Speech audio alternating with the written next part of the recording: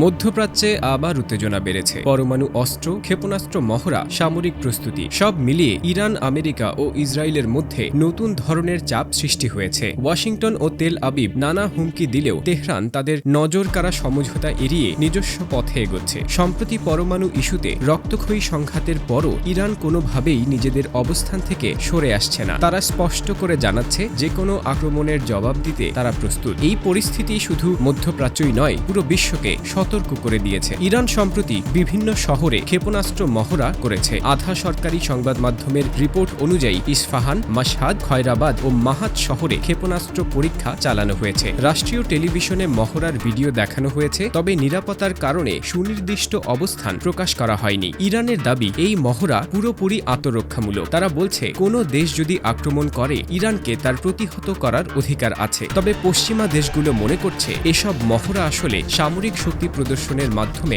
আঞ্চলিক প্রভাব দেখানোর একটি কৌশল হতে পারে। ইসরায়েল এই পরিস্থিতি নিয়ে মোটেও চিন্তাহীন নয়। তাদের গোয়েন্দা মহল আশঙ্কা করছে এই মহড়া আসলে আকস্মিক হামলার প্রস্তুতি আড়াল করার একটি কৌশল হতে পারে। গত জুন মাসে ইরানের কয়েকটি অস্ত্র কারখানা ও আকাশ প্রতিরক্ষা ব্যবস্থা ইসরায়েলের হামলায় ক্ষতিগ্রস্ত হয়েছিল। ইসরায়েলের ধারণা এখন তা মেরামত করা হয়েছে এবং আরও শক্তিশালী প্রযুক্তি যুক্ত করা হয়েছে। এই কারণে তারা সতর্ক যে ইরান চাইলে খুব দ্রুত বড় ধরনের হামলা চালাতে সক্ষম। মার্কিন কর্মকর্তারা প্রকাশ্যে বলছেন, এই মুহূর্তে ইরান ইসরায়েলে সরাসরি হামলা চালাবে এমন কোনো প্রমাণ নেই। তবে তারা সতর্ক যে ইরান যদি নতুন করে পারমাণবিক অস্ত্র তৈরিতে উদ্যোগী হয়, তাহলে যুক্তরাষ্ট্রকে সরাসরি সামরিক পদক্ষেপ নেওয়ার প্রস্তুতি নিতে হবে। তাছাড়া হোয়াইট হাউসের সূত্রে জানা গেছে, প্রেসিডেন্ট ডোনাল্ড ট্রাম্প এখন নতুন যুদ্ধের চেয়ে কূটনৈতিক সমাধান ও শান্তি আলোচনায় বেশি আগ্রহী। এই উত্তেজনার মাঝেই ইরান ঘোষণা করেছে রাশিয়ার সাহায্যে তারা মহাকাশে 3টি নতুন স্যাটেলাইট উৎক্ষেপণ করতে যাচ্ছে। ইরানের দাবি,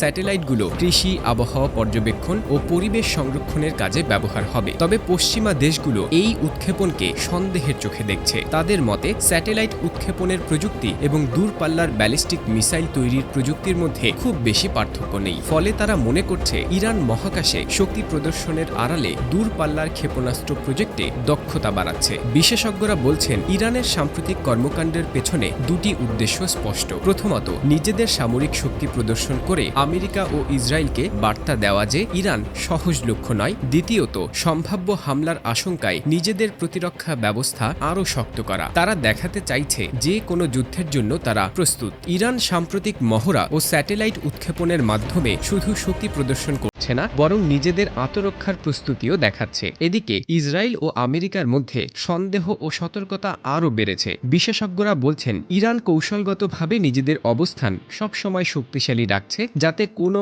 আক্রমণ হলে তারা দ্রুত জবাব দিতে সক্ষম হয়। এভাবে দেখতে গেলে মধ্যপ্রাচ্যের এই উত্তেজনা শুধু সামরিক দিক থেকে নয়, কূটনৈতিক ও রাজনৈতিক দিক থেকেও গুরুত্বপূর্ণ। ইরানের প্রতিটি পদক্ষেপ, ক্ষেপণাস্ত্র মহড়া এবং মহাকাশ অভিযান বিশ্বের নজর কেড়েছে। পাশাপাশি আমেরিকা ও ইসরায়েলের প্রতিক্রিয়া এই অঞ্চলের ভবিষ্যতের জন্য গুরুত্বপূর্ণ প্রভাব ফেলতে পারে। শেষ পর্যন্ত প্রশ্ন হলো, কতটা নিরাপদ মধ্যপ্রাচ্য? ইরানের আত্মরক্ষা ও শক্তি প্রদর্শন কি শান্তি আনবে, নাকি নতুন উত্তেজনার কারণ হবে? ওয়াশিংটন, তেল আবিব ও তেহরান এই 3 কেন্দ্রবিন্দুর অবস্থান দেখে বিশ্ব এখন সতর্ক। পরিস্থিতি যেভাবেই এগোক না কেন, একথা নিশ্চিত যে মধ্যপ্রাচ্য আবারও আন্তর্জাতিক পর্যবেক্ষণের কেন্দ্রবিন্দুতে পরিণত হয়েছে। ইরান স্পষ্ট করে জানিয়েছে, যুদ্ধ হলে তারা প্রস্তুত। আবারও শক্তি প্রদর্শন করে বলছে তাদের সামরিক ক্ষমতা অনিবার্য। আর বিশ্ব এখন তাকিয়ে আছে কি ধরনের কূটনৈতিক সমাধান বা সমঝোতা সম্ভব হবে। ইরান, আমেরিকা ও ইসরায়েলের মধ্যে চলমান এই উত্তেজনা